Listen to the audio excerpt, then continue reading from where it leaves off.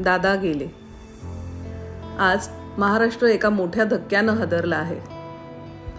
राज्याचे उपमुख्यमंत्री आणि खंबीर नेतृत्व अजितदादा पवार यांचं आज विमान अपघातात निधन झालं.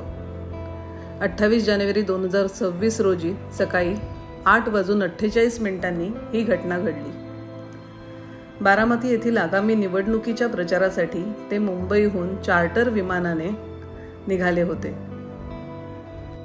बारामती विमानतळावर लँडिंगच्या वेळी रनवेजवळ विमान कोसळून त्याला भीषण आग लागली. या दुर्घटनेत महाराष्ट्राचा एक झंझावात शांत झाला.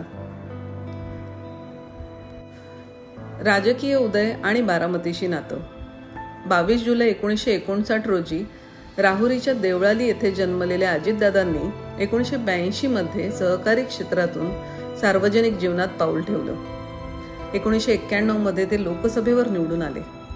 पण काका शरद पवार यांच्यासाठी त्यांनी राजीनामा दिला आणि राज्याच्या राजकारणावर लक्ष केंद्रित केलं.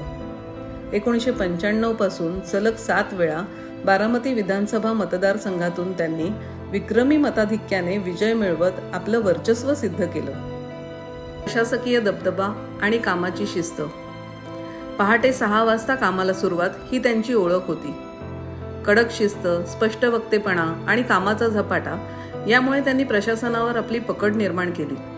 कृषी, जलसंपदा आणि अर्थ खात्याचा कारभार सांभाळताना त्यांनी राज्याच्या विकासाला गती दिली.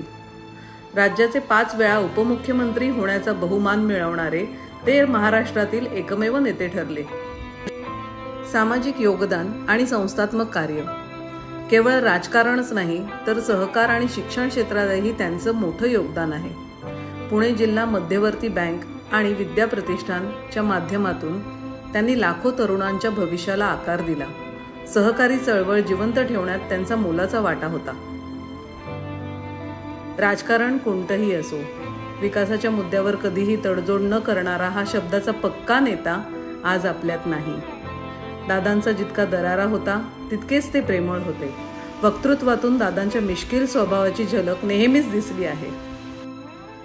महाराष्ट्राच्या जडणघडणीतील त्यांचे योगदान आणि त्यांचा दादा दरारा सदैव स्मरणात राहील. भावपूर्ण श्रद्धांजली.